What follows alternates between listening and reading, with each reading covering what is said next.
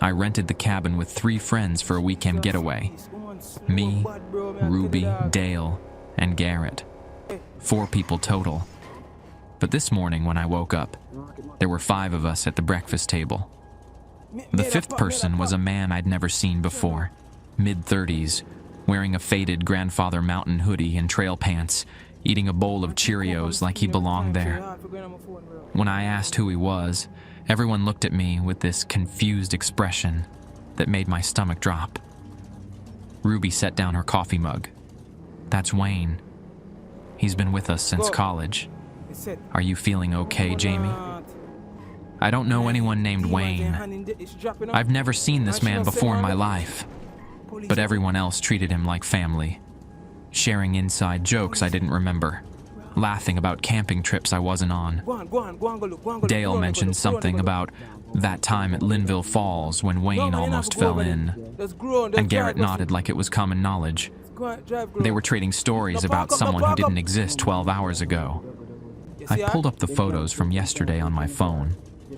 The 4 of us arriving at the cabin off Highway 321, unpacking our bags on the wraparound porch, making spaghetti dinner. But when I looked at them now, Wayne was in every single photo. Standing next to me in shots I remembered taking as selfies, sitting at the table in the background of a picture I took of the view toward Grandmother Mountain. His face was there in the group shot we took in front of the rental's wooden sign that said, Whisperwood Haven. And in one photo, the one I took of everyone laughing over dinner, I caught something that made my hands start shaking. I was looking at Wayne in that picture, and he was looking directly at the camera with an expression of pure terror. His mouth hung open like he was screaming. Even though everyone else in the frame was smiling, his eyes were wrong, wet, pleading. I looked up from my phone. Wayne was staring at me from across the table. His cereal spoon was halfway to his mouth, frozen there. Our eyes met, and for just a second, that same terrified expression flickered across his face. Then he mouthed 4 words, count again. Count everyone. So I did. Me, Ruby, Dale, Garrett, Wayne, 5 people. But when I scrolled through my emails to find the Airbnb reservation confirmation, I found something that made my throat tighten. The booking I'd made last month clearly stated, party of 6. 6 people. Not 5, not 4. I looked back at the breakfast table. There was an empty chair at the head. A chair no one was sitting in. A chair with a plate in front of it. Scrambled eggs getting cold. Toast untouched. A fork laid carefully beside it. Who's that for? I asked, pointing. Everyone turned to look at the empty chair, then back at me. What do you mean? Ruby asked. That's your seat, Jamie. You were sitting there a minute ago. But I wasn't. I've been standing in the doorway this entire time, haven't I? I pulled the chair out. The one they said was mine. The seat was warm. I need some air, I said, my voice coming out strange and tight. Ruby reached for my arm, but I was already moving toward the back door, past the stone fireplace with its mounted deer head, past the kitchen counter still cluttered with last night's wine bottles. The cabin smelled like pine cleaner and old wood smoke. My hiking boots were by the door where I'd left them, laces still double knotted the way I always tie them. Outside, the morning fog clung to the valley below. We were high up, the cabin perched on a ridge with a view of nothing but mountains and forest. The nearest house was 3 miles down a gravel road. No cell service up here, just the Airbnb's Wi-Fi. I walked to the porch railing and gripped it hard enough that splinters bit into my palms. Behind me, I heard the screen door creak open. You've been acting weird since last night. It was Dale. He came to stand beside me, holding 2 mugs of coffee. He offered me one. Ruby's worried. We all are. Do you really remember Wayne? I asked. I got away. Dale took a sip from his mug. What kind of question is that? But you didn't see I sent Just you my answer it. location. Do you remember him from college? Of course I do. He was in our dorm freshman year, So send the room low. Are you coming 314, or? right across from you and me. He was the one who introduced us to Ruby at that party sophomore year. The Halloween one where Garrett showed up dressed as a tree. Dale laughed at the memory. Come on, man, what's going on with you? I didn't remember any of that. Room 314 had been empty our whole freshman year. I remembered complaining about it, how we never got the fourth roommate the housing office promised. What's Wayne's last name? I asked. Dale paused. His coffee mug hovered near his lips. It's Wayne. He trailed off, his expression clouding over. That's weird. I can't remember, but I know it. It's right there. Where does he work? Another pause. Longer this time. He works. He's in. Dale set his mug down on the railing. This is messed up. Why can't I remember? The screen door opened again. Wayne stepped out onto the porch. He was holding a laminated sheet of paper, the kind you'd find in a rental kitchen with instructions for the dishwasher or garbage disposal. His hands were shaking. You need to read this, Wayne said, looking directly at me. Right now. Dale reached for it, but Wayne pulled it back. No, just Jamie. The header at the top said, Whisperwood Haven, House Rules. Below it, 6 rules were typed in courier font.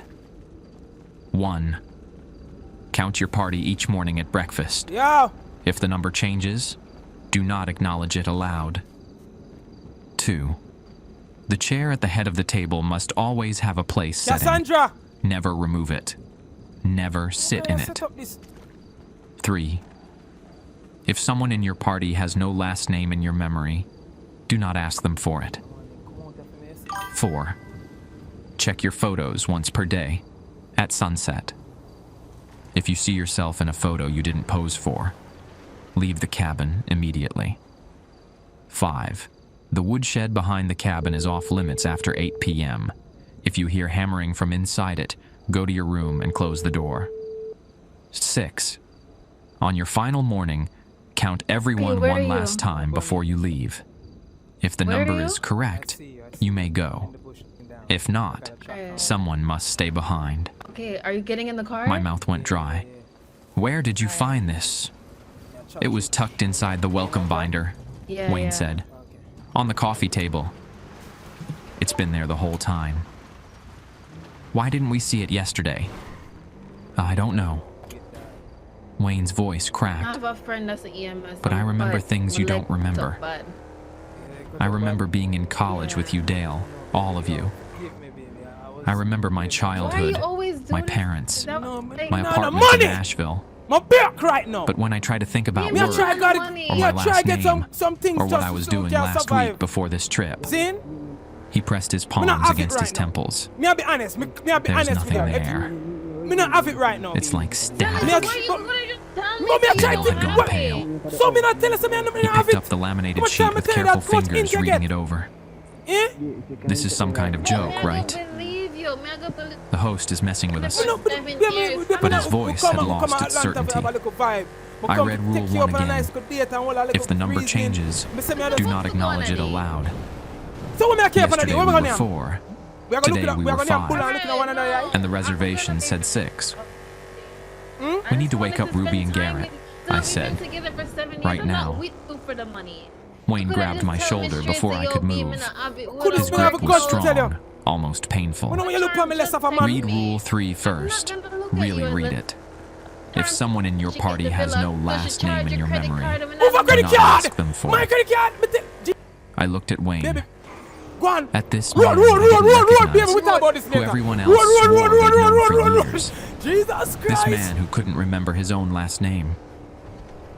What happens if we ask? I said. We'll talk about this later. I don't want to find out, Wayne whispered. From inside the cabin, we heard Ruby scream. We ran inside. Ruby stood in the living room, phone clutched in her hand, staring at the screen with wide eyes. Garrett was behind her, still in his sleep clothes, looking equally stunned. What's wrong? Dale moved to her side. She turned the phone toward us. I was scrolling through Facebook this morning, through my photos. And look, just look at this. The screen showed her profile. Her cover photo was from last summer, a group shot of the 5 of us on a beach somewhere. Except I remembered that trip. It had been 4 of us, me, Ruby, Dale, and Garrett. We'd gone to Myrtle Beach for a long weekend. In the photo now, Wayne stood between Ruby and me, his arm around my shoulders, grinning at the camera. That's not the weird part, Ruby said, her voice thin. Watch what happens when I try to delete it. She tapped the options menu, selected delete. A confirmation box appeared. Are you sure you want to delete this photo? She hit yes. The screen flickered. Then the photo was back, unchanged. Wayne still there, smiling his ordinary smile. I've tried 15 times, Ruby said. It won't delete. None of them will. And there are hundreds of photos with him in them. Years worth. Birthday parties, graduations, road trips. He's in all of them. Garrett sat down heavily on the couch. Okay, this is seriously messed up now. I handed him the laminated rule sheet. Read this. All of it. While Garrett read, I watched Wayne. He moved to the window, staring out at the forest. His reflection in the glass looked wrong somehow. Too faint, like he wasn't fully there. This can't be real, Garrett said when he finished. This has to be some elaborate prank. Maybe there's hidden cameras or something. One of those YouTube things. Then explain the photos, Ruby said. Explain why I have memories of Wayne that don't make sense. I remember him being at my sister's wedding last year. I was maid of honor. I can picture him sitting at our table. But when I try to remember talking to him that night, or what he said, or who he brought as a date, she pressed her hands over her face. There's nothing.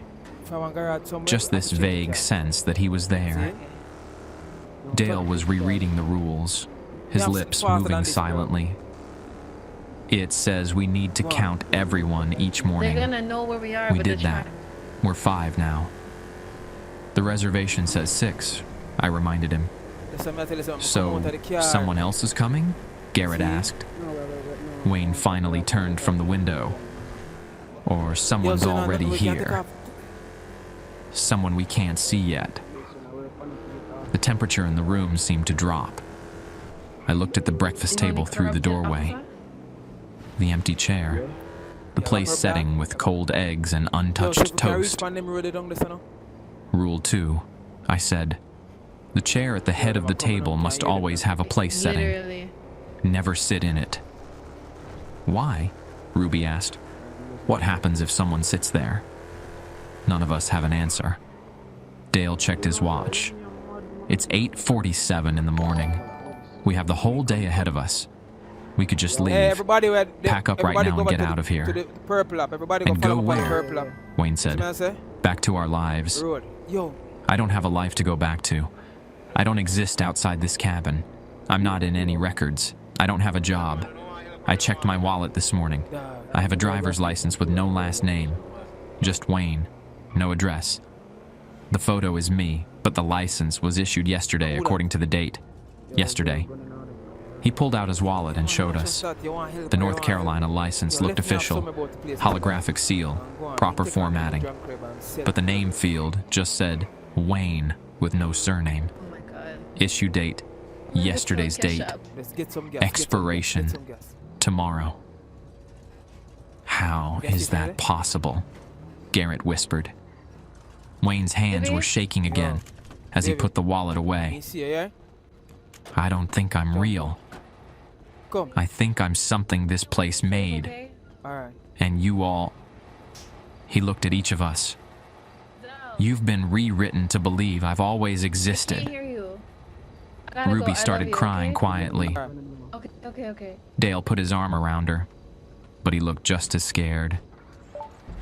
I picked up the rules sheet again. Rule 4 says to check our photos once per day at sunset. If we see ourselves in photos we didn't pose for, we should leave immediately. It's not sunset yet, Garrett pointed out. Road! Hours. Matic in What alarm. about Rule 5?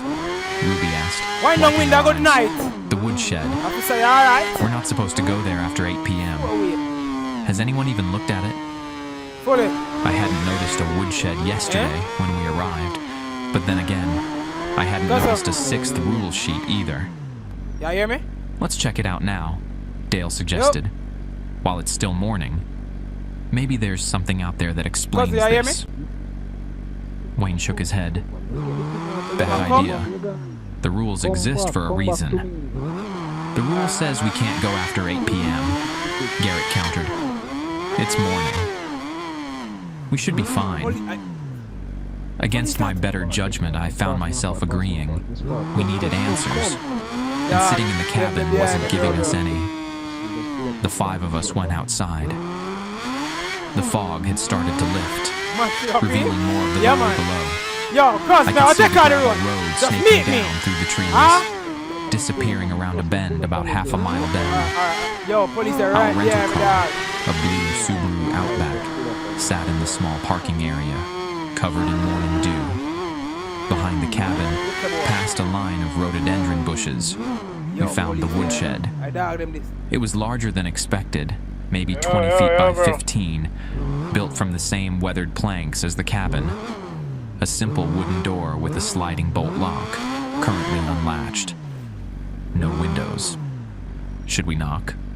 Ruby asked.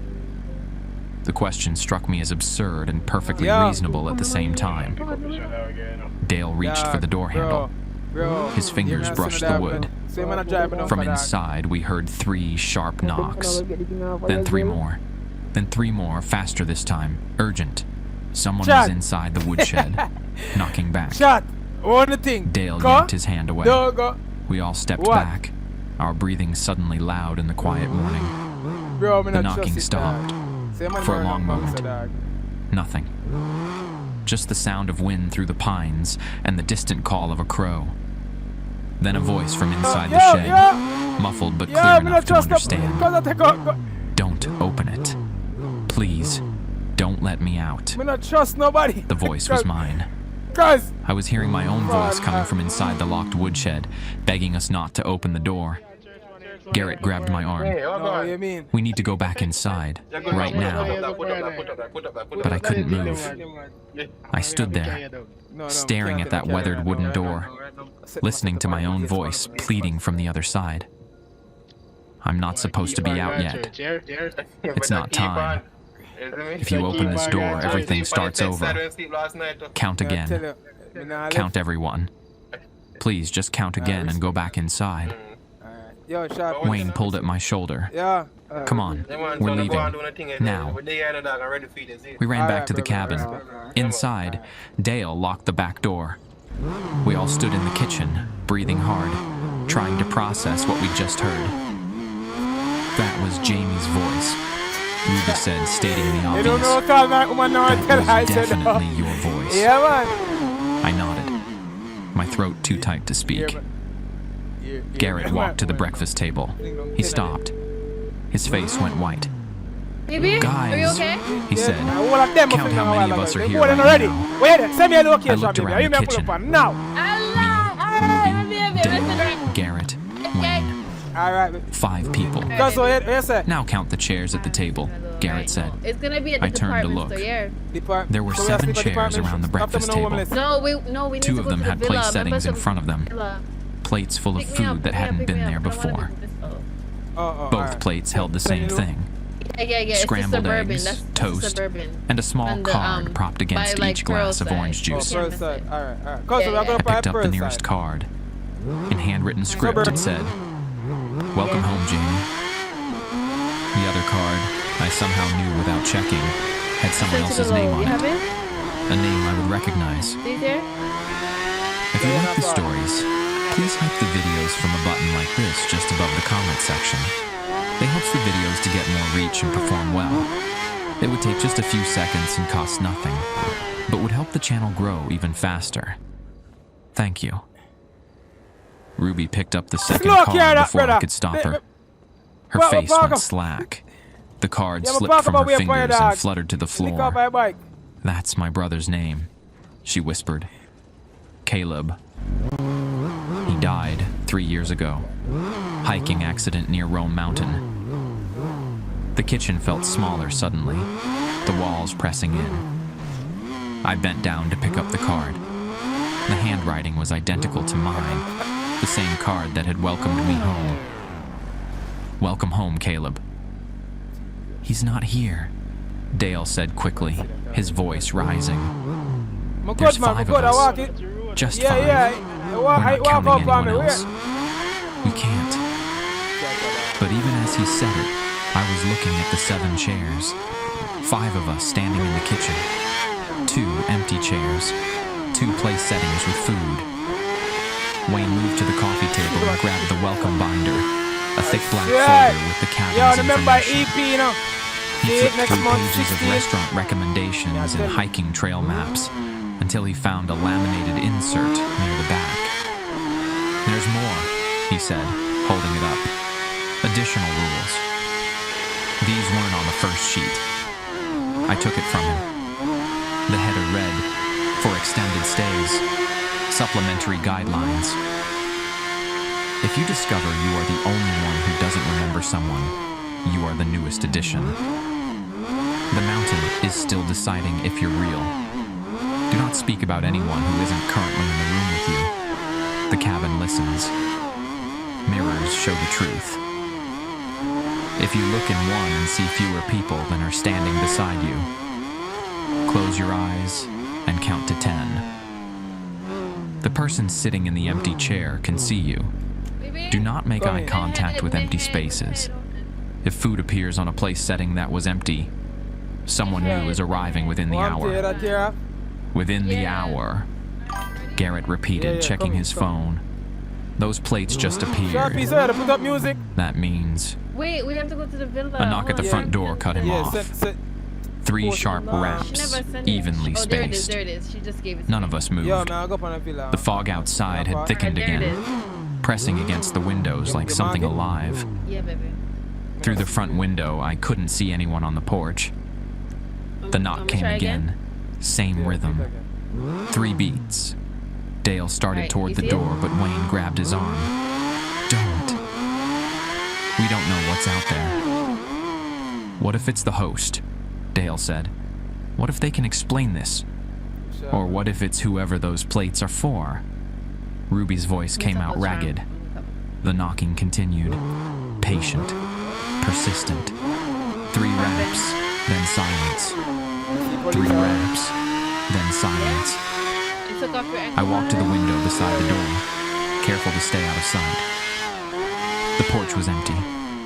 No car in the driveway except our Subaru. No footprints in the dew-wet boards. But the doorknob was turning. Yeah. It's locked, right? Garrett asked. We locked it after we came back in. I watched the brass knob rotate slowly, testing. The deadbolt held. After a moment, the knocking stopped. The knob went still. We waited, barely breathing. Then footsteps, slow, heavy, crossed the porch. Not walking away. Who have an handcuff, man? Walking around the cabin toward the back door. No, man. The kitchen door, Ruby said, her eyes going wide. Did we... Dale sprinted for the back of the cabin. Yo, you are going. We heard him slam the door, the lock clicking into place just as something on the other side pushed against it. Once. Twice. Then stopped. Dale came back, his face flushed. Whatever that was, it's strong. I felt it testing the door. Something. Felt what? I asked. Did you see anything? So yeah, No. The fog's too thick back there. But I heard breathing. Really heavy breathing, like someone Where who'd been show are they? running. Oh, okay. Wayne had gone Come very on. still, staring at the breakfast table. Count the chairs again. I turned. 8 chairs now. 3 of them had place settings. The newest plate held something different. Not eggs and toast. A small wooden carving of a bird. A crow, maybe. And beneath it, another card. None of us wanted to touch it. We need to check the mirrors, Yeah. I said, remembering the supplementary rules. The Right now. charge is here, okay, baby? The bathroom was down the Yeah, hall, take it. Yeah, past put it 2 in. small bedrooms. So, We crowded into the we're doorway, gonna tell them looking at our reflections in the mirror above the sink. Fraudulent 5 activity. people. We were Yo, never get here. yo, sis. Ruby, Get some leads, you Dale, know. I Garrett, would have stayed some banging Wayne. line quick and fast. But the mirror showed 3. Just me, Ruby, and Dale stared back from the glass. Garrett and Wayne had no reflections. Oh, come. Garrett saw at the same moment I did. Come. He lifted his Jackie, hand, come. waved it in front of the mirror. Yeah. Nothing. Yo, need some leads. Yo. No reflection. Sis, if I can get some number out tonight. His face went gray. I'm gonna call 2 thing. Oh God. Yo. Me know say yeah, Yo. Oh God, I'm not real either. I'm like Wayne. I'm... You want to do what? Stop talking, Ruby said sharply. Close your eyes. Count to 10. That's what the rule says. We closed our eyes. I counted silently, my pulse hammering in my ears. 1, 2, 3. The bathroom smelled like mildew and pine. 4, 5, 6. Behind my eyelids, I saw patterns, fractals of light that made no sense. 7, 8, Baby, 9, Don't come. I tell you don't 10. come. Let me go do work. I opened my eyes. You just enough. The We're mirror in now it showed together. 5 We people, mean together. all of us, You make. including Garrett and Wayne. You nearly got jail, little But there girl. was a 6th figure, standing behind us in the reflection. Appreciate that. A man I didn't recognize, wearing old-fashioned hiking clothes, wool trousers, a canvas jacket. Okay. His face was Then don't weathered, come on the road. his Then eyes don't dark come on the and road if you hollow. hurt your feelings. In the reflection, he was reaching out toward Ruby's shoulder. I spun around. The bathroom was empty behind us. God. Just the Today 5 was of a us rough crowded in the Oh, doorway. dear. Did Oh, you see? Drop down, sir. I started. Don't talk about anyone Oh, who isn't God, in Father the God, room. thank you for life. Wayne interrupted, his voice tight. There is a- The cabin listens. Me no want to see them more master That's right rule now, 7. I'll tell you the truth.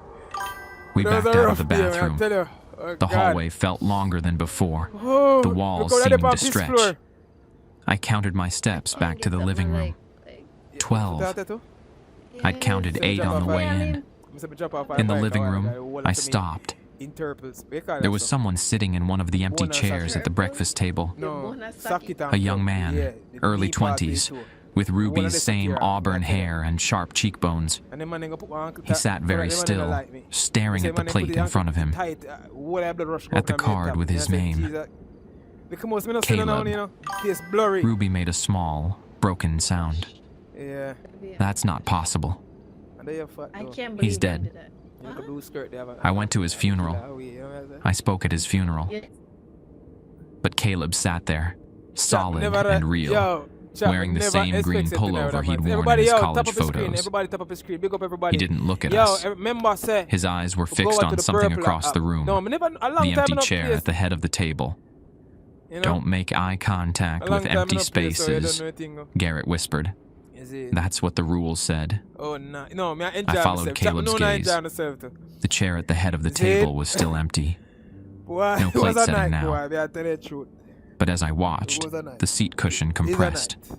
like know someone me? had just sat down, Big up everybody. Hey, chat, me The set whole some live cabin goal, chat. creaked. See if you can get to my live not goal, from yeah. wind, Wait. from weight, from something settling into that chair. No, if you not said live goal, let me know. Caleb spoke without looking at us, his voice Road to flat and 30K. distant. Body top of the screen. You need to count Yo, again. chat, me I tell you. There are too winning many. Season. The Somebody put mountain winning only season. needs Everybody on the can go, 6. on the can listen, on the can go pre-save 6 right what? Dale Is it? asked. now. On the can go pre-save 6 for to Apple stay. Music, Spotify, everywhere. 6 to remember. The EP 6 to become part of I the drop valley. next month. Caleb Is it finally turned his January head. 16. His eyes It's a were big wrong, project. too Is dark, it? Must like spend looking a into whole lot of time wells. on the project there. But The just want rest to go hear back me. to being If you nothing, don't like it, back to being first of all, possibilities that have to never listen to the happened. EP and then come back and tell Ruby me, stepped man. forward. Caleb, We It's boy me. not chat, no boy. It's your Headshot. sister. Boop, boop, boop. I don't understand what's happening. Everybody double in our You're chat not for my Weibo sister, chat. Yeah, Caleb said. maddest care dev ever. My sister died on Is it? Rome Mountain 3 years Yeah, ago. Weibo, I pray. I watched her fall. Alright, man, link up on I Discord, watched her my break dog. on the No, rocks. man. But I couldn't save her because I was already appreciate dead. it. I'd Yeah, fallen winning first, season. remember? Winning season, Ruby, chat, you know, have big to W we are remember. dealing with next year. Ruby Well, shook her every head, year, no matter tears which year, streaming that we are down her dealing face. straight. Is it? We just No, continue. no, that's not Is it? right. Appreciate You it. Big up fell. everybody upon You the work, died. Falcon, I got the call from the park rangers. I dash. Falcon, you know, Check your phone, Caleb said. Look at your emergency contacts. Who's listed as your next of kin? With shaking hands, Ruby pulled out her phone. She scrolled through her contacts, then her face crumpled. It says Caleb Morrison, emergency contact. That's my last name. But the number, she looked up at us, devastated. The number is mine. I'm listed as my own brother's emergency contact, but the name is backwards. Dale grabbed the phone from her. His expression shifted from confusion to horror. Ruby, what's your last name? Morrison. Ruby Morrison. And Caleb's last name? Morrison. We're siblings. Of course we have the same. She stopped. Her face went blank. I don't remember. I can't remember my last name. I know it's Morrison. But when I try to think about why, or about my parents, or about growing up with Caleb, she pressed her palms against her temples. There's nothing there. Just static. Wayne walked over to Caleb and stood in front of him. They looked at each other for a long moment. How long have you been here? Wayne asked. 3 days, Caleb said. Or 3 years. Time works differently in the cabin. When I first arrived, there were 4 people at breakfast. By lunch, I was the 5th. By dinner, everyone remembered me from childhood. By the next morning, I couldn't remember how I got here. And the person in the empty chair?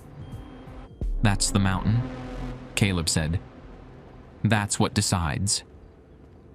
It sits there every meal, watching, choosing who stays and who fades.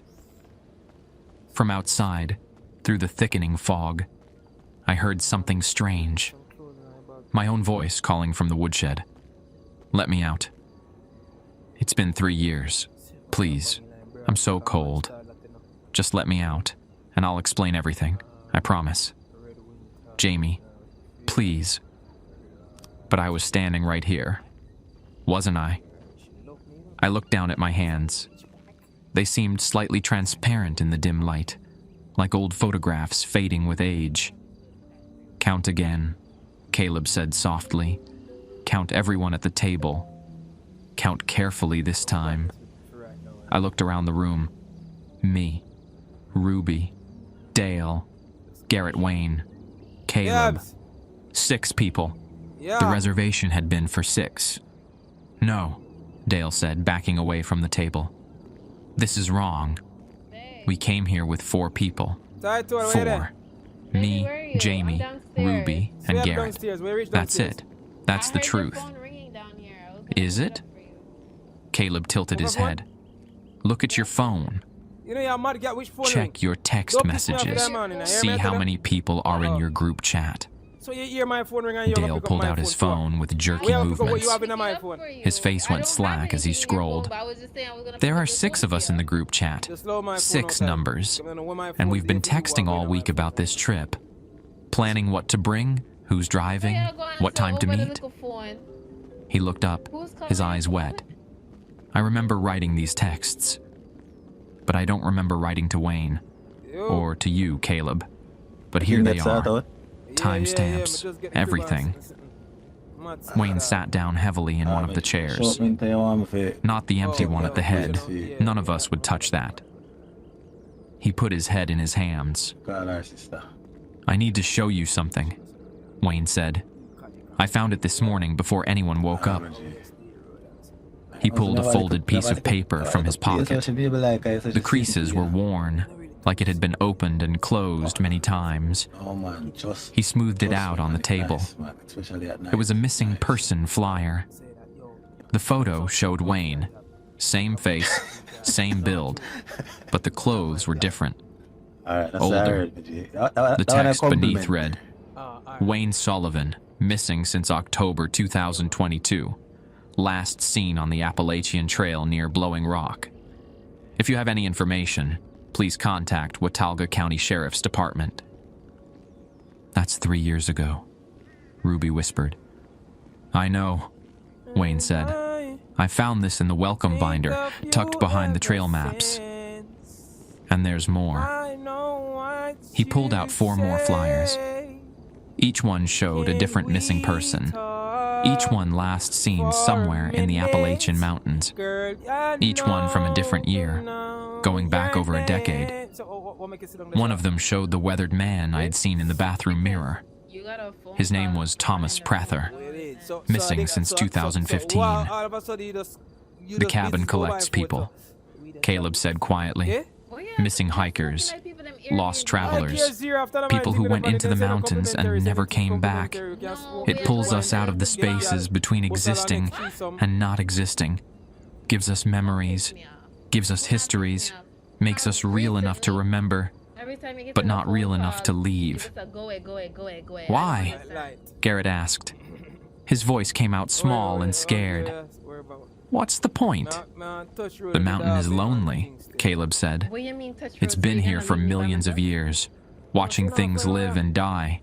Seasons change, civilizations rise and fall. Somewhere along the way, it learned to want, to need company. So it keeps us, 6 at a time. When one of us finally fades completely, becomes nothing, it reaches out and pulls in a replacement. I looked at my hands again, more transparent than before. I could see the wood grain of the table through my palms. That's what's happening to me, I said. I'm fading. No. Ruby grabbed my arm. Her fingers passed through it slightly before finding purchase. No, Jamie. You're real. You're my friend. We've known each other since college. You were there when I got my acceptance to graduate school. You helped me move into my apartment. You're real. Am I? I pulled my arm back.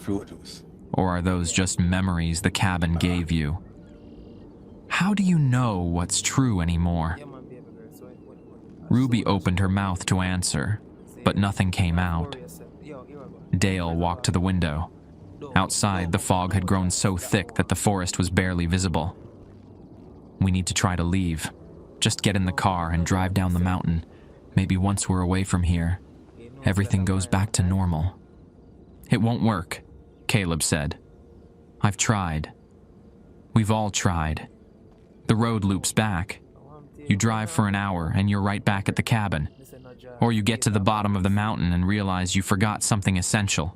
Your wallet, your keys, and you have to come back. The mountain doesn't let go easily. Garrett checked his watch. It's almost noon. Sunset isn't for hours. That's when we're supposed to check our photos again. What do you think we'll see? Ruby asked. The truth, Wayne said. Whoever's really here and whoever's not. A thought occurred to me. The woodshed. There's someone in there using my voice. What if that's the real me? What if I'm the copy? The room went quiet. Don't think like that, Dale said, but he wouldn't meet my eyes. I stood up. The movement felt strange, like I was lighter than I should be. I need to know. We need to open that shed and see what's inside. Who are you on the phone with? Rule 5 says the woodshed is off limits after 8 p.m., Garrett reminded me. It's noon. Technically, we could go look. Bad idea, Caleb said. The rules exist for reasons. They're the only things keeping this place from taking you completely. Who were you on the phone? I'm already disappearing, I said, holding up my fading hands. Who were you on the phone? What's left to take? Oh, bullshit. Wayne stood. On vacation I'll come with you. You're not no money, but you're deep on the phone If there are with 2 of you, maybe we can figure out which one is real. I heard you. I was standing right Ruby shook her head. door. We should stay together. Who was skin out though? All of us. but I was already moving toward the back door. Wayne followed. After a moment's hesitation, so did everyone else. Outside, the fog wrapped around us like wet gauze. The temperature had dropped since morning. I could see my breath, and Wayne's, and Dale's, but not my own. My breath left no visible trace in the cold air. We approached the woodshed. The door was still closed. The bolt still unlocked. From inside, silence. Hello? I called out. Is anyone in there? No response. Wayne reached for the door handle. His fingers brushed the wood. The knocking started again. 3 sharp raps, then 3 more. Faster now. Frantic. And then my voice, muffled but clear. Don't open it. I'm warning you. I'm not ready. It's not time yet. The mountain hasn't decided. Decided what? I yelled at the door. Which one of us gets to be real? My voice answered. Which one stays, and which one goes back to being nothing? If you open this door before sunset, we'll both fade. We'll both become possibilities that never happened. Dale stepped forward. If Jamie's in there, and Jamie's out here, then which one is real? A long pause. Then, does it matter? We're both equally fake, both equally real. The mountain makes us from memories and desires and lost chances. We're all just echoes. Echoes that learn to believe they're people. Ruby was crying again. Silent tears running down her face. How do we fix this? Garrett asked. How do we make it stop? You don't. My voice said from the shed. You wait until the mountain decides. You wait until someone fades completely. Then the rest of you get to stay a little longer, believing you're real, until it's your turn to fade too. Caleb had been quiet, but now he spoke. There's another way. The rules don't say it, but I figured it out. Someone can volunteer. Someone can choose to become the sacrifice, to go into the empty chair. We all turned to look at him. What happens if someone sits in that chair? I asked. They become the mountain's anchor, Caleb said. They become the thing that keeps the rest of us real. But they stop being themselves. They become part of the cabin, part of the mountain, part of the fog. They sit at that table forever, watching each new group arrive, watching them discover the rules, watching them fade or stay or volunteer. How do you know this? Dale asked. Caleb smiled sadly. Because I can see them. All of them. Everyone who's ever sat in that chair. They're all still there, stacked in the same space, watching us with dead eyes. Ruby made a choked sound. That's who was in the mirror. Caleb continued. Thomas Prather. He sat in the chair 5 years ago so his hiking group could leave. But he's still here, still watching, still anchoring. And there are dozens more beneath him, going back decades, maybe longer. Thunder rumbled overhead, though there had been no clouds when we arrived. From the woodshed, my voice spoke one more time. 4 hours until sunset. 4 hours until you check the photos and see who's really in them. Someone's going to fade before then. I can feel it. The mountain is deciding right now. I looked at my hands. They were barely visible now, just ghostly outlines. It's choosing me, I said. I'm the one who's going to fade. Wayne grabbed my shoulder. His hand passed through it partially, like grabbing smoke. Then we volunteer someone else. We make the choice before the mountain does. Volunteer who? Dale asked. We all looked at each other. 6 people. 6 friends who may or may not be real. 6 sets of memories that might be nothing more than the mountain's lonely imagination. The empty chair waited inside. Caleb walked back toward the cabin without another word. We followed, leaving the woodshed behind, leaving my voice behind, leaving the question unanswered. Inside, the table had changed again. 7 chairs now, 1 empty, 6 occupied, but I couldn't tell which one was new. We sat at the table for a long time, not speaking. The empty chair at the head seemed to hum with presence, not a sound, What the fuck are you doing? but a feeling, like standing near high-voltage power lines. Brad said he's outside. I'm Dale like, finally broke the silence. We need a plan. Don't stop it. Sitting here waiting to disappear isn't an No, option. we literally came to Atlanta so you What could take me on plan? a romantic Garrett date. asked. But you Drive busted down me a off. road that loops back, run into fog that never ends. We're trapped. No, Ruby Brad said, is outside wiping her being- face. I'm gonna change. There has to be something we're missing. Some detail in the rules, some loophole. Wayne stood and retrieved both rule sheets from where they'd been scattered on the coffee table. He laid them out side by side, reading carefully. Darling, Rule 6, he said. On your final morning, count everyone one last time before you Did even plan leave. the date for us? If the number is correct, you may go. If not, Yeah, that's the whole someone reason must why we're stay in behind. Atlanta. What's the correct number? I asked. My voice sounded distant, even to my own ears. Maybe it's Change my 4, clothes. Dale No, said. No. You're not That's how leaving. many we started Hello, with. I'm changing my clothes and I'm coming If we on can the get road. back to 4, maybe the mountain lets us go. Oh, Caleb shook his head. It's not that simple. no. The correct number is whatever the mountain decides it is. It changes. I've watched it happen before. Before? Ruby leaned forward. You said you've been here 3 days or 3 years. Have you seen other groups come through? I see them in the mirror, Caleb said. When I look in the bathroom mirror, sometimes I don't see this cabin. I see different times, different versions. Groups of college kids, families, couples, all of them trying to figure out the rules, all of them making the same discoveries we are. What happens to them? Garrett asked. Some leave.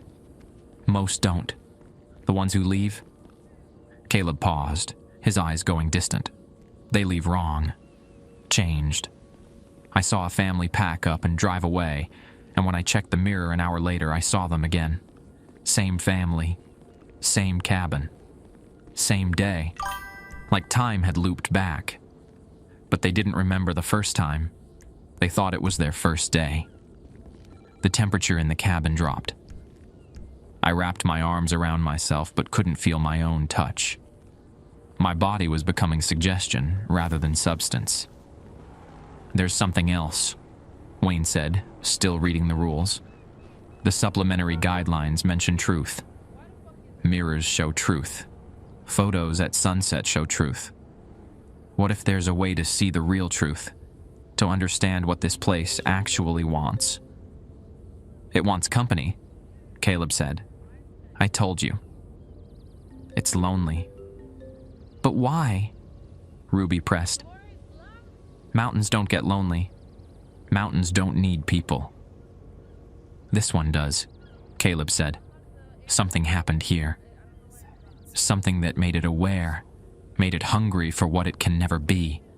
Alive the way we are, capable of ending, capable of dying. Thunder rolled again, closer this time. The windows rattled. It's listening, Caleb whispered. Stop talking about it. But Dale wasn't done. If it wants to be alive, then maybe we can bargain. Trade something. Give it what it wants in exchange for letting us Why go. weren't you answering your phone? The lights flickered. Once, twice. Then the voice came. Not from any direction, but from everywhere at once.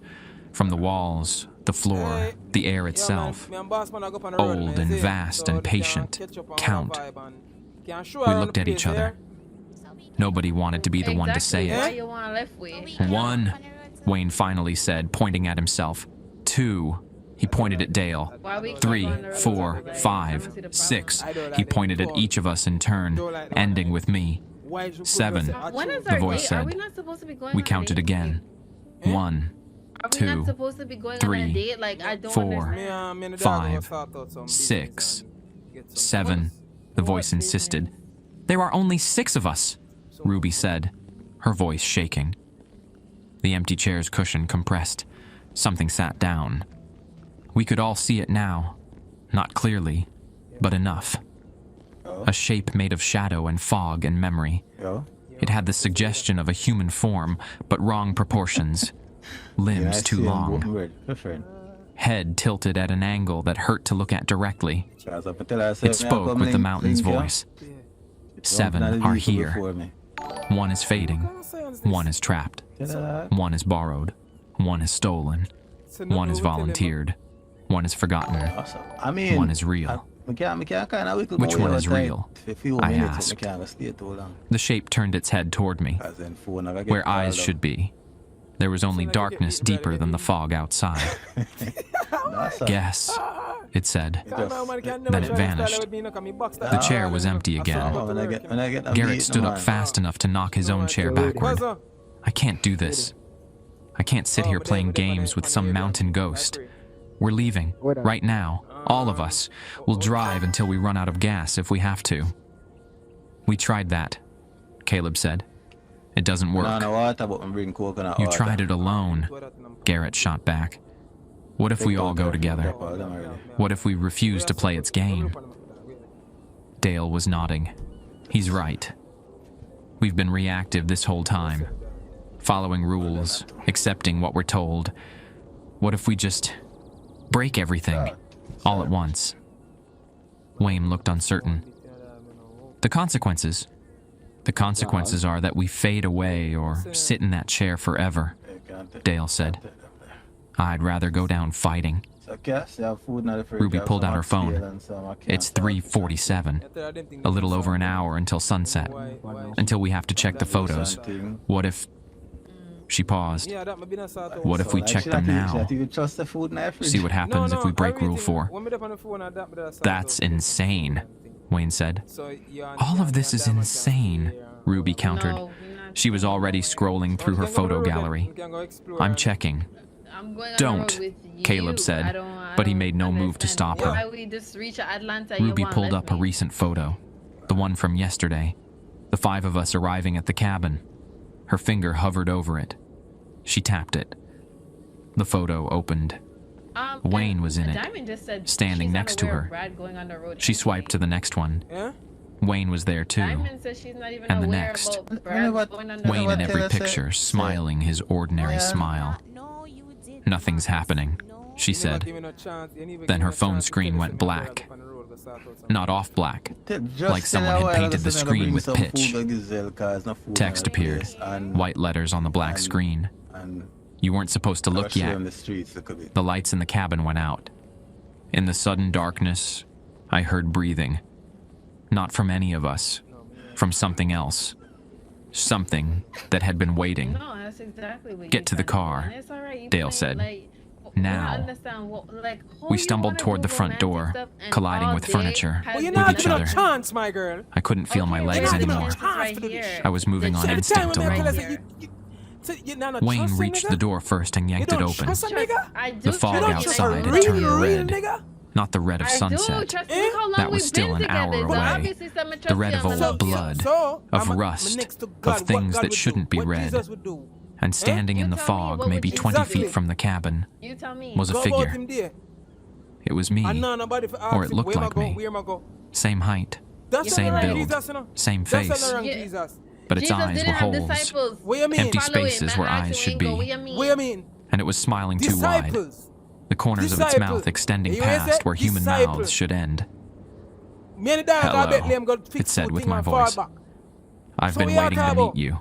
Behind it, more figures emerged from the red fog. Duplicates of all of us. Wayne, Dale, Ruby, Garrett, even Caleb. Each one long in small, terrible ways. Too many fingers. Eyes that didn't blink. Mouths that moved but didn't sink with their words. The mountain made us, my duplicate said. Made us from the pieces you left behind. The bad dreams, The anxieties, Bad the stigma. versions of yourselves you're afraid of becoming. There's no We're what trust happens when whatsoever. you Listen, fade, alright, babe, listen. when you give up being The way I do? real. Send me a We get to location, take your and I will be place. there. Me and girly Garrett girl slammed go the on door road, shut. two things too, Back and door. I don't know her. Try I'm the not back even quote. friendly, you know this. We rammed through But the cabin. that no matter. My duplicate's laughter followed us, Get to know each seeping other. through the walls. At the back door, Dale And I'm threw it ours. open. More duplicates waited there. An army of wrong reflections standing Yeah, in the big red man on this fog, shit. all Me a man wearing of our yard. Me wear the faces. pants, I wear everything in us. The woodshed, I said. You see? My voice No, no, said no, something me about same the talk. mountain No, me hasn't same- decided no, no, me yet. same talk to film, girl, me Maybe say, that's me where not we talk need to you. go.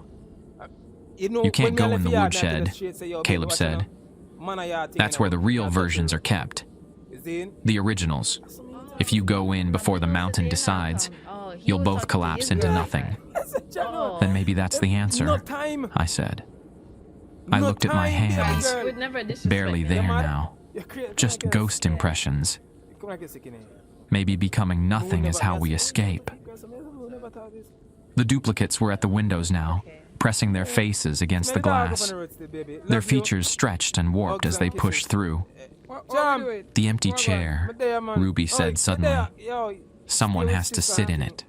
Of course, men have things to That's do. the only Okay, way to reset everything. To make the mountain choose. Choose what? Eh? Wayne asked. Choose who stays and who goes. Why Tom? you move so fast? Who's real Tom? and who's not. What you mean? Ruby's voice move was so steady fast? now, resigned. Yeah, next one. Don't make me have Someone has to don't anchor make the me have to lift rest. up your whole piece of slug, you know. Someone has to volunteer. I'll do it, Hey, yo. Caleb said Who not try to immediately. piss me off, boy? Yeah? I'm already dead anyway. You know, to try piss me. You I know, died me take 3 a years breeze. ago on Okay, that this a shit mountain. I take- This is this just me I- borrowed this I get for time. out hand. May I take some breeze? No. Me don't want nobody back on Ruby me. May I said. take some breeze? If you're my brother, I'm not losing you again. May I take some breeze? Me don't need nobody back on me already right now. Me lost murder me, everybody in that Caleb shit, said man. gently. Some people that... You're Yeah, just you know, so don't remembering piss it me now. off, boy, you know. Me The kill front all them window people out there, shattered. so yo, dog. The me a duplicates madman started in a dog. climbing through. We had seconds to decide. I'll do it, I said. Yeah. I'm already fading. Brad, man, take a breeze, bro. I'm already almost nothing. You don't know that, Dale said. You could be the real one. Or I could be the trap, I said. Either way, Brad, watch it up. I this murder ends everything now. about this, dog. Yo, man, I you, walked man, toward the done with breakfast this shit, table, bro. toward the empty chair Brad, ahead, yo, come give me a toward the drive space that thrummed no, with no, no, ancient no, no, hunger no, and no, loneliness. I already told you. Yo, man, I tell you that thing duplicates already. froze. Me need a break. Give me a break. Just give me 5 minutes. Give me 5. Their heads turned Five in perfect minutes. synchronization Okay. to watch me. Go on, go on. I put my hands on the back of the chair. Yo, Even through my Yo, fading man, fingers, I yo. felt it. Cold beyond cold. Old beyond old. yo, my girl, no, yo, you Hungry messing with that. beyond hungry. Yo, me can't take this shit. If I bro. do Me that, this, me that. Yo, go I give me said a to the drive. Go show mountain, me a place, dog. You let the I mean, others just murder go. everything, dog, and just call You it let a them day, be bro. real. That me I You take, give them dog. back their lives. The mountain's me- voice filled the cabin again. Hold on, man. Tell Drive, that. Agreed. dog. Yo, Mac. yo, me bum up Ruby this shit, man, screamed. dog. Jamie, don't. Me But I say- was yo, already where's sitting C4? down. The world exploded into sensation. Yo, Thousands of lifetimes poured where's into me at C4 then? once. I felt every person who'd ever sat in this chair. Me just want to Tom's drive out, Prowler, bro. Take some fresh names shit, I'd dog. never Cause known. right now, Hikers she and pregnant, dog, travelers and I'm lost not telling her, souls, calm down, steer going everybody. back decades, Look up on the road, bro. centuries.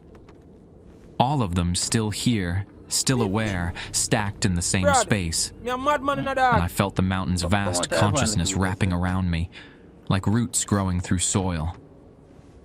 I became anchor. I became witness. I became the thing that kept the others real. Through new eyes. Eyes that saw past and present and future all at once.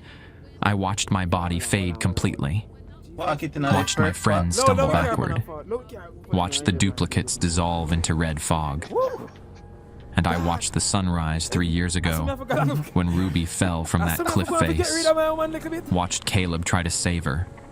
Watched them both disappear into the ravine. Watched Wayne's last moments on the Appalachian Trail before the storm took him. Watched Dale's car accident on Highway 321. Watched Garrett's heart give out during the night hike. The mountain had collected us all, made us real again, given us one more chance to exist, to remember, to matter. And now I was the one keeping that gift alive. From my chair, I watched them scramble backward, their faces twisted with horror and confusion and grief. Ruby's mouth formed my name, but I heard it from a distance, like she was shouting from the bottom of a well.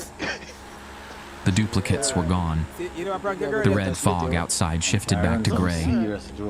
The shattered windows sealed themselves, glass fragments rising from the floor and fitting back into place like a film played in reverse. The cabin was resetting. Jamie?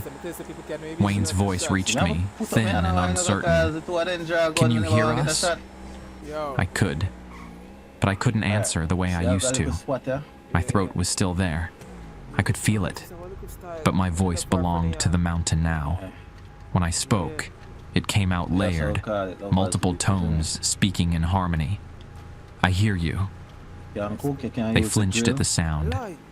Dale stepped forward cautiously. What's happening to you? I looked at my hands. They were solid again, but not the same. My skin had taken on a gray cast, like stone weathered by centuries. My fingernails looked more like small pebbles. When I blinked, I saw not just the cabin, but every version of the cabin that had ever existed. Wood rotting and being replaced. Paint peeling and being reapplied. Seasons cycling through at speed. I'm becoming part of it, I said. Part of the mountain. I can see everything now. Every person who came before. Every choice that led them here. Can you see us? Ruby asked, her voice breaking. Can you see what we were? I nodded.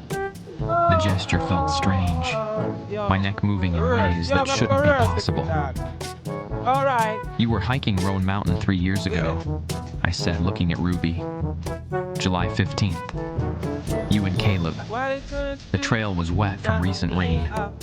You slipped on a rock face near the summit. Caleb grabbed for you, but you both went over. They found your bodies 2 days later in the ravine. The newspaper called it a tragic accident. Your parents buried you together in Boone Cemetery. Ruby's knees buckled. Garrett caught her before she hit the floor. Wayne, I continued, turning my gaze to him. October 2022. You were section hiking the Appalachian Trail, trying to complete the whole thing over several trips. You got caught in an early snowstorm near the Nantahala Outdoor Center. Hypothermia set in fast. You tried to make it back to the shelter, but you got turned around in the whiteout. They found your body 3 weeks later, half a mile from safety. Wayne sat down heavily, his face blank. Dead. New Year's Eve last year. You were driving home from a party in Lenoir on Highway 321. Black ice on Wilson Ridge. Your car went through the guardrail and dropped 80 feet into the gorge. The impact killed you instantly. Your funeral was January 7th. Dale's hands covered his face. Garrett, you were hiking Grandfather Mountain 6 months ago. The summit trail. Your heart stopped. Just gave out without warning. A family found you sitting on a boulder, looking out at the view. They thought you were resting. It took them 10 minutes to realize you weren't breathing. Garrett stared at me, tears streaming silently. And Caleb, I said, looking at Ruby's brother. You died the same moment Ruby did. You held onto her hand the whole way down. Even after you hit the rocks, your fingers were still locked with hers. The rescue team had to separate you. The cabin was silent, except for the sound of Ruby sobbing. So we're all dead, Wayne finally said. We've been dead this whole time. Not exactly, I said. The words came easier now, the mountain's knowledge flowing through me. The mountain doesn't raise the dead. It catches echoes. When someone dies in these mountains, really dies, with strong emotion, with unfinished business, they leave an impression, a possibility. The mountain collects those possibilities and makes them real again. For a while. Everybody can go. For how long? Dale asked through his hands. Until you fade completely. Until the memory of who you were dissolves. Or until someone new sits in this chair and holds you here. So you're keeping us alive? Garrett said. I'm keeping you real, I corrected. There's a difference. Caleb had been quiet, but now he spoke. I've been here longer than any of them. 3 years, I said, but I was lying. It's been longer, much longer. I can feel it now. The mountain pulled me back so many times, put me in so many groups, let me fade and reformed me again. I'm not even Caleb anymore. I'm just the shape of him. Why? Ruby looked at her brother. Why would it keep doing that? Because it worked, I said. The mountain's thoughts becoming my own. You keep trying to save him. Every group that comes through, someone sacrifices themselves to keep the others real, to give them more time. The mountain feeds on that, on the love, the sacrifice, the desperate hope that if you just follow the rules, everyone can survive. That's evil, Dale said. It's lonely, I replied. It doesn't understand what it's doing is cruel. It just knows that when people are here, it feels less empty, less like nothing. It wants to matter to someone. Wayne stood up and walked to the table. He placed his hands flat on the surface and looked directly at me. How do we break the cycle? How do we actually leave? I felt the answer form, pulled from the depths of the mountain's consciousness. Someone has to remember. Someone has to hold on to the truth of what happened, really hold it, accept it completely, and carry it back to the real world. But the mountain will fight you. It will try to make you forget. It will offer you new memories, better lives, chances to undo your deaths. Who has to remember? Ruby asked. All of you, I said, together. If even one of you forgets, if even one of you accepts the false memories and decides to stay, the cycle continues. And if we all remember, Garrett pressed, then you wake up. The word hung in the air. Wake up where? Dale asked. I saw it then, through the mountain's eyes. Hospital rooms, morgues, funeral homes, bodies lying in various states of preservation or decay, depending on how long each person had been gone. Your real bodies, I said. The mountain has been keeping them in a kind of stasis. Not alive, but not gone either. Suspended between. If you can hold on to the truth long enough, you can return to them. But you'll have to fight through everything the mountain throws at you to make you stay. What about you? Ruby asked. If we leave, what happens to you? I felt the answer settle into my bones, becoming part of my new reality. I stay. That's the deal I made. I anchor you long enough to get out, and then I become permanent. I join all the others in this chair, watching, waiting, keeping the next group real when they arrive. No, Ruby said firmly. We're not leaving you behind. You don't have a choice, I said. The mountain's voice was stronger now, pushing through my words. The terms are set. One must remain. One must watch. One must remember forever. Wayne looked at the others. If Jamie's giving us this chance, we can't waste it. We have to try. How do we start? Garrett asked. Say it out loud, I told them. Say what happened to you. Accept it. Make it real in your own voice. Ruby went first, her voice shaking but determined. My name is Ruby Morrison. I died on Roan Mountain 3 years ago. I fell from a cliff trying to save my brother. My body is in Boone Cemetery. Wayne followed. My name is Wayne Sullivan. I'm gonna show it though. I died of hypothermia on the Appalachian Trail in October 2022. My body was found near the Natahala Outdoor Center. Dale took a breath. My name is Dale Hutchins. I died in a car accident on Highway 321 on New Year's Eve. My body is... He choked on words. My body was cremated. My ashes were scattered at Linville Falls. Garrett finished. My name is Garrett Boone. I died of sudden cardiac arrest on Grandfather Mountain 6 months ago. My body was buried in Blowing Rock. The cabin shuddered. The lights flickered wildly. Outside, the fog began to pulse with that red color again. It's fighting back, I said. Keep going. Remember everything. Every detail of your deaths. Don't let it seduce you with false memories. Caleb stood.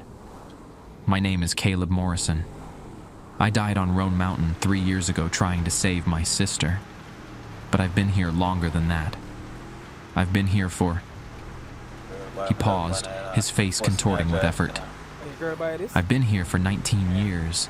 I was the first one the mountain took, the first echo it learned to hold. I need to let go. I need to fade. Caleb, no. Ruby reached for him. But Caleb was already becoming transparent, just as I had before sitting in the chair. This is how it ends for me. I've held on too long. I've kept too many people trapped trying to save me. Let me go, Ruby. Let me finally rest. I can't, she sobbed. You have to, Caleb said. His smile was genuine now, peaceful. Tell Mom and Dad I'm sorry. Tell them I loved them. Tell them. He faded completely, just gone, like he'd never been there at all. Ruby screamed, a sound of pure grief that made the cabin walls crack. The mountain roared in response and the floor began to tilt. The floor wasn't tilting. The cabin was sinking. I felt it through my connection to the mountain, felt the structure trying to pull itself deeper into the earth, trying to bury them here forever. Get out, I said, my voice booming with power I didn't want. Now, while you still can. But the doors had sealed themselves. No handles, no hinges, just smooth wood where exits used to be. Wayne threw his shoulder against what had been the front door. The impact made no sound. It was like hitting solid stone. The windows, Garrett said, running to one. But the glass had become something else. Not transparent anymore, just blank gray surfaces that absorbed his punches without cracking. It won't let us leave, Dale said. It's keeping us. No, I said, pulling against the chair. But I couldn't stand. My body had merged with the wood, roots growing from my legs into the floor. I made a deal. It has to honor it. The mountain's laughter echoed through the cabin. Not cruel, almost playful. Like a child refusing to let go of a favorite toy. The deal was they remember, the mountain's voice said through my mouth. But one of them has already forgotten. I looked at the 4 remaining people. Ruby, Wayne, Dale, Garrett. All of them staring back at me with expressions I couldn't quite read. Who? I asked. Ruby stepped forward. Jamie, you need to let us out. We'll figure it out from the other side. But something in her voice was wrong. Too calm. Too accepting. Ruby, I said carefully, tell me again how you died. I fell from Roan Mountain, she said. But her eyes had gone distant. Or... No, that was a nightmare I had. I've been having these nightmares lately, about falling. But I'm fine. I'm here with my friends on a weekend trip. We're having fun, right? No, I said desperately. Ruby, listen to me. That wasn't a nightmare. That was real. You died. You and Caleb both died. Caleb's been gone a long time. Ruby said, smiling now. A dreamy, peaceful smile that terrified me. He moved to California years ago. We don't talk much anymore, but that's okay. I have you guys. The mountain had her. It had rewritten her memories while I watched, slipping in false histories so smoothly she couldn't tell the difference. Wayne, Dale, Garrett, I said urgently. You have to remember. All of you. Say it again. Say how you died. Wayne opened his mouth, closed it. There was snow. I remember snow. But I'm not sure. Was I hiking? Or was I just cold one day? Memory gets fuzzy sometimes. You froze to death on the Appalachian Trail, I said. October 2022. Hypothermia. They found you 3 weeks later. Wayne's face scrunched up, like he was trying to grab onto something slipping away. That sounds right. But also, I remember graduating last spring from App State. I remember my apartment in Boone.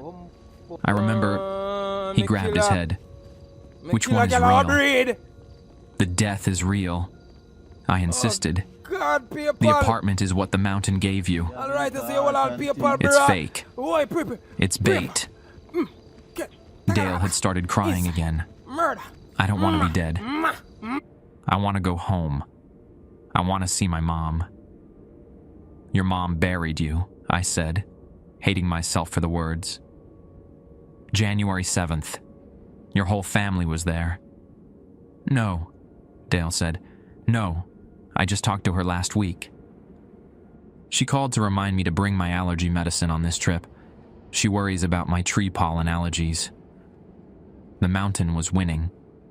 I could feel it pulling them deeper into false comfort, offering them versions of themselves that hadn't died, hadn't ended, could keep living. Only Garrett still looked lucid. He stood apart from the others, hands clenched into fists, eyes squeezed shut. Garrett, I said, you're the only one still fighting. You have to anchor them. I'm trying, he said through gritted teeth, but it's so tempting. I can feel it offering me things, a second chance, a life where my heart doesn't give out, where I get to grow old, get married, have kids, everything I never got to do. It's lying, I said. That's not a second chance. That's a cage made of wishes. I know, Garrett said. But God, Jamie, I want it anyway. The cabin lurched again, and I realized what was happening. The mountain was preparing to reset completely, to wipe everyone's memory and start the cycle over. Ruby would forget she had a brother named Caleb. Wayne would forget he ever died. Dale would remember a mother who was probably still grieving him, and Garrett would accept the beautiful lie being offered. Unless I did something. I looked down at myself, at the roots growing through my legs, the stone spreading across my skin, the chair that had become part of my body. I was the anchor. I was the thing holding this reality together. But what if I let go? Jamie, don't, a voice said. Thomas Prather's voice, coming from somewhere deep in the chair. From the other anchors snapped beneath me. If you let go, you'll collapse into nothing. You'll cease to exist completely, not even an echo. But they'll wake up, I said, right? If there's no anchor, the mountain can't hold them. Maybe, Thomas said. Or maybe you all fade together. There's no way to know. I looked at Ruby, who was humming now. Some song she probably thought she remembered from childhood. At Wayne, whose memories were becoming a blur. At Dale, who'd started setting the table for a dinner we'd never eat. At Garrett, who was still fighting but losing ground with every second. I'm sorry, I said to Thomas, to all the others trapped in this chair. Are you dropping by, cousin? I'm sorry for what I'm about to do. Then I pulled, not with my body, that was gone, merged with wood and stone. I pulled with whatever was left of my will, myself, the core of who Jamie had been before the mountain took me. The roots tore. It felt like ripping my own bones out. The cabin screamed, a sound that was part wind, part cracking timber, part something older and more primal. I kept pulling. The chair splintered beneath me. I felt Thomas Prather's presence dissolve, released after years of holding on. Felt the others go with him. Decades of trapped souls finally let go. And I felt myself starting to unravel. The cabin began to collapse. Not physically. The walls stayed standing. But the reality of it was breaking down. The furniture became translucent. The ceiling showed stars that shouldn't be visible. The floor turned to mist. "Run!" I managed to say, my voice fracturing. "Garrett, grab them and run. Don't look back. Don't stop. Remember what killed you. Remember all the way home." Garrett's eyes snapped open. He grabbed Ruby's hand, then Wayne's. "Dale, move. Now." Dale stumbled forward, and Garrett caught him too. The doors reappeared, unlocked, swinging open to reveal not fog, but darkness. Pure, empty darkness. "That's the way out," I said, feeling myself scatter like leaves in wind. "Through the nothing, back to your bodies. But you have to remember, all four of you, if even one forgets, you'll all be trapped in that darkness forever." "What about you?" Garrett asked. "I'm already gone," I said. And it was true. I could see through my own hands now, see through my chest to the broken chair behind me. This is my end. But it doesn't have to be yours. Ruby suddenly focused, her eyes clearing. "Jamie? What's happening?" "You're remembering," I said, relief flooding through me. "Hold on to it. Don't let go." Wayne blinked, swayed. The snow. The cold. I remember. I died in the snow. "Yes," I said. "Hold that, all of you." Dale was crying, but he nodded. The ice. The crash, I remember. "Good," I said. "Now run." Garrett pulled them toward the door, toward the darkness. "Thank you," he said, looking back at me one last time. "Thank you for the sacrifice." "Just wake up," I told him. "That's all the thanks I need. Wake up and live." They stepped into the darkness. The cabin collapsed fully then, folding in on itself like paper being crumpled. The mountain's presence receded, confused, angry, but ultimately unable to hold on without an anchor. I felt myself dissolving completely. No pain, no fear. Just a sense of finally letting go. My last thought wasn't of the cabin or the mountain or the rules. It was of the four of them, somewhere in the darkness, holding on to each other and their terrible truths, fighting their way back to bodies they'd left behind, and hoping, knowing, that they would make it. Then I was nothing. Nothing at all. Just the memory of someone who had briefly been real enough to matter. The first thing I heard was beeping.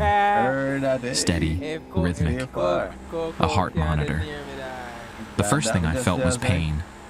Not the dissolving, scattering pain of becoming nothing, but real, physical pain. My chest hurt. My throat hurt. Everything hurt in a way that meant I had a body again. I opened my eyes. Hospital room. White ceiling. Fluorescent lights that made my head pound. A nurse noticed me immediately and called for a doctor. "Jamie Chem, can you hear me?" the doctor asked, shining a light in my eyes. "You've been in a coma for 6 days. You were found at the bottom of a ravine near the Blue Ridge Parkway. A ranger spotted your car on a routine patrol. 6 days, What not years. Not a maternity in a cabin, but 8 people. The others, I managed to croak out. Ruby, Wayne, Dale, Garrett. The doctor exchanged a glance with the nurse. There was no one else in your car. You were traveling alone according to the rental agreement. My heart sank. They hadn't made it.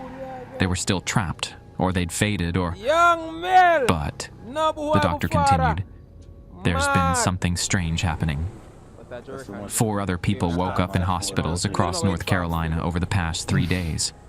All of them had been declared dead, Right now. some for years. Gonna go there, go get a trouble. Bodies in morgues, cremated remains, buried coffins, No, boy, my except father. now they're alive. The medical community is calling it a miracle. The media is going crazy. Oh, they must say no. Alright.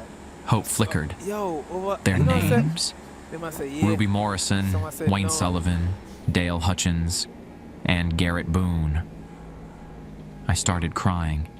Relief so overwhelming I couldn't breathe. Oh, I said no. The doctor stepped back, Yo, you said they must. concerned. Hey, you said they must Should say I?